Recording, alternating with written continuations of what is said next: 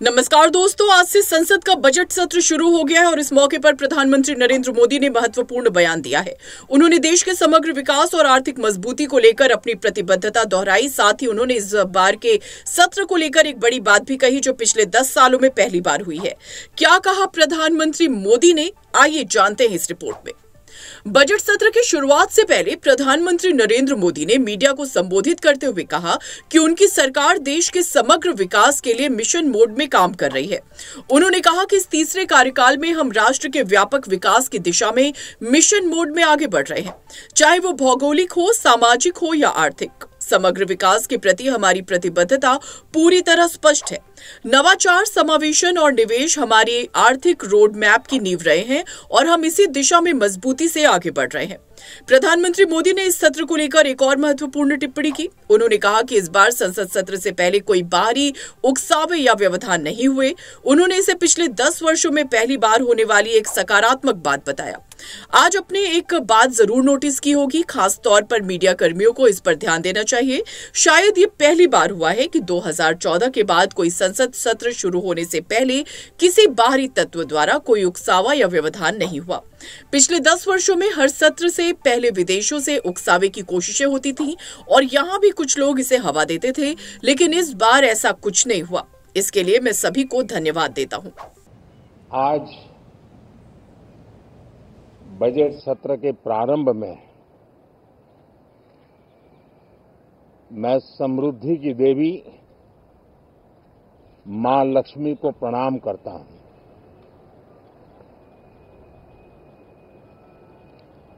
और ऐसे अवसर पर सदियों से हमारे यहां मां लक्ष्मी का पुण्य स्मरण किया जाता है।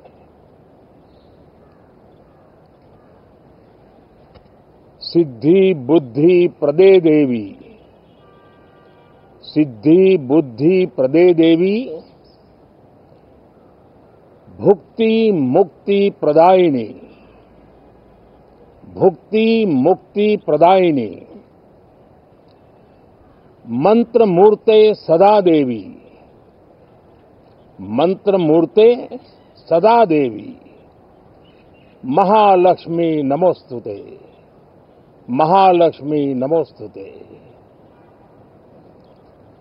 मां लक्ष्मी हमें सिद्धि और विवेक देती है, समृद्धि और कल्याण भी देती है। मैं मां लक्ष्मी से प्रार्थना करता हूं कि देश के हर गरीब एवं मध्यम वर्ग समुदाय पर मां लक्ष्मी की विशेष कृपा रहे। साथियों, हमारे गणतंत्र के 75 वर्ष पूरे हुए हैं।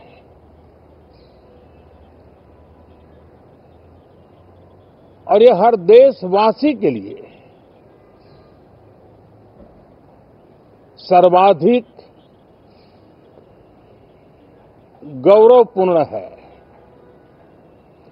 और विश्व के लोकतांत्रिक जगत के लिए भी भारत का ये सामर्थ्य अपनी एक विशेष स्थान बनाता है। साथियों, ये देश की जनता ने मुझे तीसरी बार ये दायित्व दिया है और इस तीसरे कार्यकाल का ये पहला पूर्ण बजट है।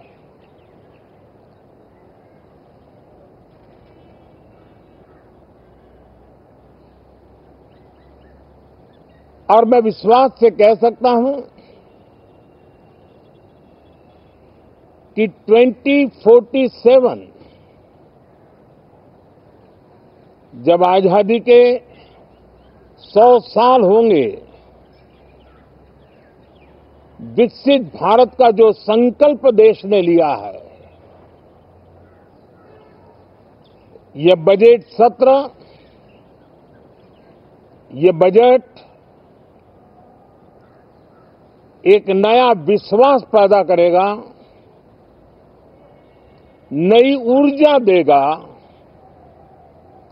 कि देश जब आजादी के 100 साल मनाएगा तब विकसित होकर रहेगा। 140 करोड़ देशवासी अपने सामूहिक प्रयास से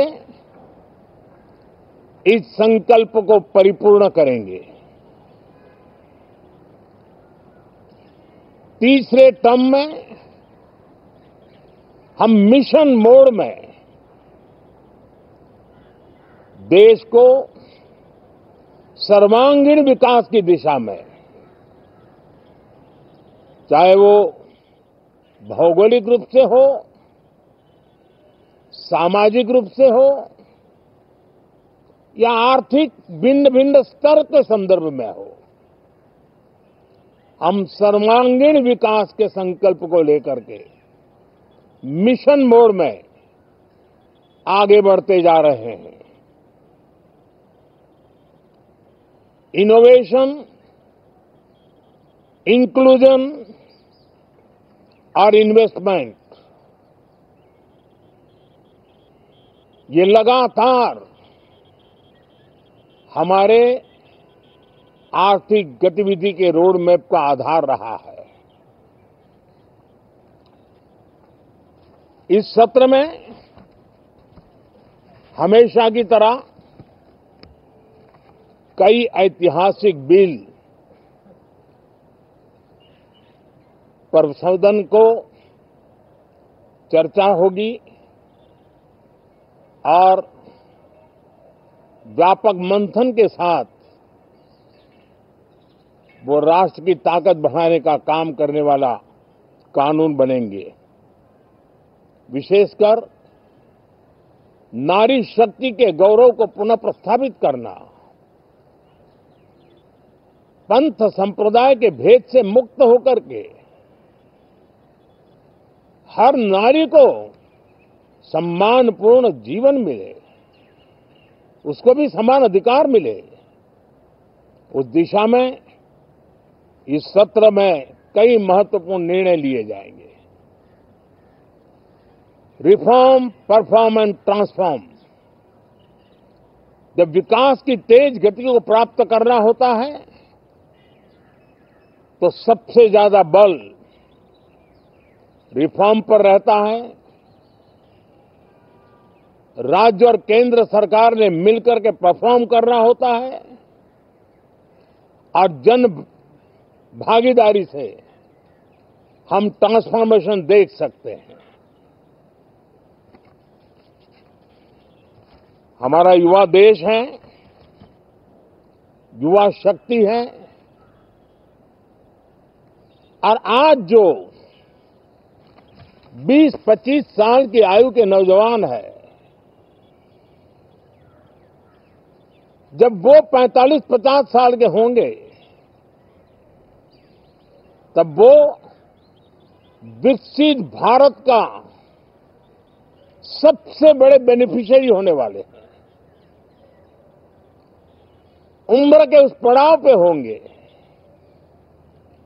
नीति निर्धारण की व्यवस्थाओं में उस जगह पे बैठे होंगे कि वे गर्व के साथ आजादी के बाद जो शताब्दी शुरू होगी, एक विकसित भारत के साथ आगे बढ़ेंगे। और इसलिए ये विकसित भारत के संकल्प की पूर्ति का प्रयास, ये अथाग मेहनत आज जो हमारे टीनेजर्स हैं, हमारी युवा पीढ़ी है, उनके लिए ये एक बहुत बड़ा तोहफा बनने वाली है।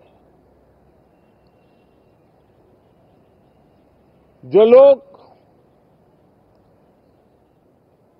1930 में, 42 में आजादी के जंग में जुट गए थे। पूरी देश की युवा पीढ़ी खप गई थी आजादी के जंग में, और उसके फल 25 साल के बाद जो पीढ़ी आई उसको नसीब हुए।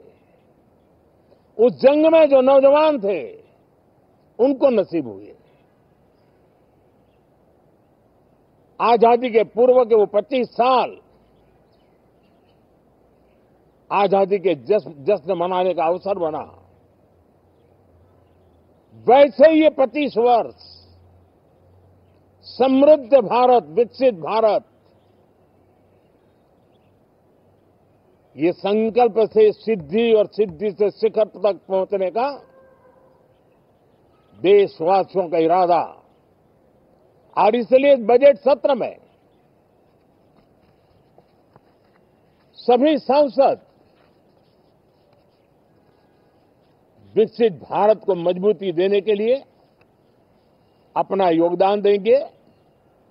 विशेष करके जो युवा सांसद है उनके लिए तो सुनहरा अवसर है, क्योंकि वो आज सदन में जितनी जागरूकता, जितनी भागीदारी बढ़ाएंगे और विकसित भारत के जो फल है वो तो उनकी नजर के सामने देखने को मिलने वाले हैं।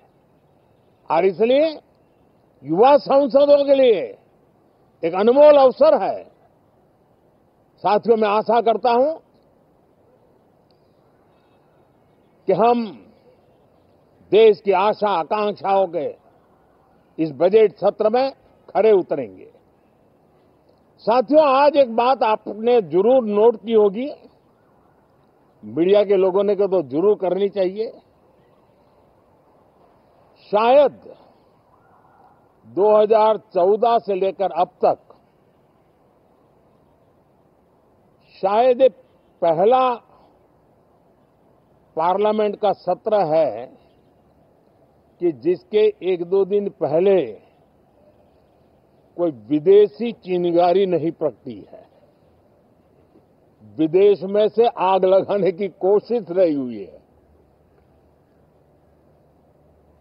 10 साल से यानी 14 से देख रहा हूं, हर सत्र के पहले शरारत करने के लिए लोग तैयार बैठते थे, और यहां उसको हवा देने वालों की कोई कमी नहीं है।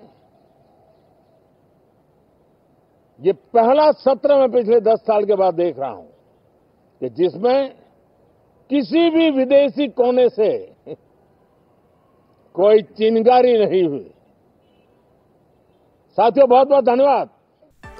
प्रधानमंत्री मोदी के इस बयान के बाद राजनीतिक गलियारों में हलचल तेज हो गई है। उनके इस बयान का क्या अर्थ निकाला जा सकता है और क्या ये सरकार की स्थिरता और आत्मनिर्भर भारत की ओर बढ़ते कदमों का संकेत है? इन सभी सवालों पर चर्चा जारी है। तो दोस्तों, प्रधानमंत्री मोदी के इस बयान पर आपकी क्या राय है? क्या वाकई भारत अब आत्मनिर्भरता की दिशा में पूरी तरह से आगे बढ़ चुका है? हमें कमेंट में जरूर बताएं और चैनल को सब्सक्राइब करना ना भूलें। मिलते हैं अगली रिपोर्ट में, तब तक के लिए धन्यवाद।